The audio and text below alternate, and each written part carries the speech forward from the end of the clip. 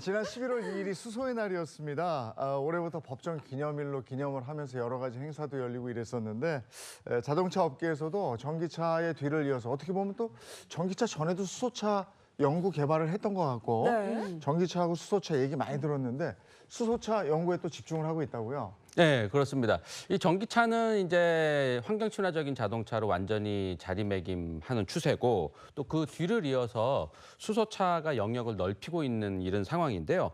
수소차의 그 원리는 다 아시죠? 수소차도 사실은 이제 전기 모터로 가는 거예요. 근데 이제 전기를 수소를 통해서 전기를 만들어내는 거죠. 그러니까 우리 물을 전기 분해하면은 수소랑 산소로 이렇게 분해되는 거는 학교 다닐 때 좀 배우셨을 텐데 그거의 역반응이라고 생각을 하시면 됩니다. 수소는 저장 용기에 갖고 다니다가 공기 중에 있는 산소와 반응을 시켜서 전기를 만들어내서 그 전기의 힘으로 전기 모터를 돌려서 움직이는 게 이 수소차인데 이 배출가스나 뭐 유해가스 이런 것들이 전혀 배출되지 않고 물만 배출됩니다. 완전한 친환경 자동차인데요. 그래서 여러모로 곽강을 받고 있습니다. 수소차에는 몇 가지 중요한 장점이 있습니다. 자, 첫째로 충전 시간이 매우 짧다는 거죠.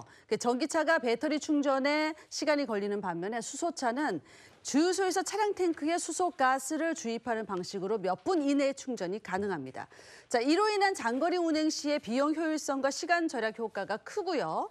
자, 두 번째로 아까 미리 말씀하셨네요. 수소차에는 배출되는 게 물뿐이에요. 그렇죠. 이건 대기 오염을 감소시키는데 크게 기여할 수 있을 뿐만 아니라 자동차 유지 보수 방식에도 변화를 가져올 것으로 기대됩니다. 우리가 수소차의 장점은 충분히 알겠는데 근데 이런 여러 가지 인프라를 구축하는 데 또 오랜 시간이 걸리게 되는 거 아닙니까? 네, 그렇습니다. 사실 수소 자동차 시장은 그 자동차보다는 부족한 인프라가 최대 약점으로 꼽히고 있는데 이 전 세계적으로 환경 문제라든가 뭐 이런 것들이 대두되면서 이 인프라 구축에도 각 나라들이 좀 더 노력을 하고 있는 추세이긴 합니다. 그리고 우리나라에는 특히나 이제 수소차 관련해서 여러 가지 보조금이라든지 뭐 이런 국가 지원 정책이 함께 늘어나고 있는데요. 실제로 유럽과 미국은 전기차에 지금 집중을 하고 있는데 한국, 일본, 그리고 중국까지도 수소차, 다음 단계인 수소차에 조금씩 이제 힘을 주고 있는 상황입니다. 이 수소차가요, 다양한 분야에서도 응용이 가능하기 때문에 개인용 차량뿐만 아니라 그 대중교통, 심지어 항공 및 해운 산업에서도 수소 에너지의 그런 잠재적 활용이 기대됩니다. 따라서 꼭 글로벌 자동차 업계에서 자동차에만 그 한정을 짓는 게 아니라 향후에 다양한 기술 협력이 이루어지면 보다 효율적이고 경제적인 시너지 효과가 클 것으로 예측해서 투자를 아끼지 않고 있습니다. 네, 이런 미래 산업들의 주도권을 갖기 위한 이 기술 개발 경쟁이 심화되면서 기업 간의 기술 동맹은 이제 선택이 아닌 뭐 필수가 됐다고 합니다. 네, 그렇습니다. 이 미래 먹거리로 낙점된 이 신사업들 이게 이제 광범위한 인프라가 만들어져야지 이게 신사업이 이렇게 태동할 수가 있는 거거든요. 그렇죠. 근데 이게 아무리 큰 대기업이라고 해도 혼자서 이끌어가기에는 여러모로 부담이 될 수밖에 없잖아요. 그래서 목적을 같이 하는 회사들끼리 여러 가지 손을 잡고 함께 만들어 가보자 뭐 이런 얘기들이 지금 많이 들리고 있죠. 자, 먼저 국내 자동차 기업 H사는요, 미국 자동차 기업 G사와 포괄적 협력을 위한 업무 협약을 체결했습니다. 양사의 잠재적인 협력 분야는 승용차, 내연기관, 전기 및 수소 기술의 공동 개발 및 생산 등입니다. 아울러 일본 자동차 기업 T사와의 협력도 함께 도모하고 있는데요. 양사는 수소차, 로보틱스 개발에 상호 협력할 것이라는 관측이 나오고 있습니다. 네. 그리고 독일의 자동차 기업 B사 역시 일본의 자동차 기업 T사와 수소차 관련해서 포괄적 범위의 업무 협약을 하겠다라고 발표를 했는데요. T사는 수소 연료 전지와 수소 탱크 등의 부품을 공급하고요.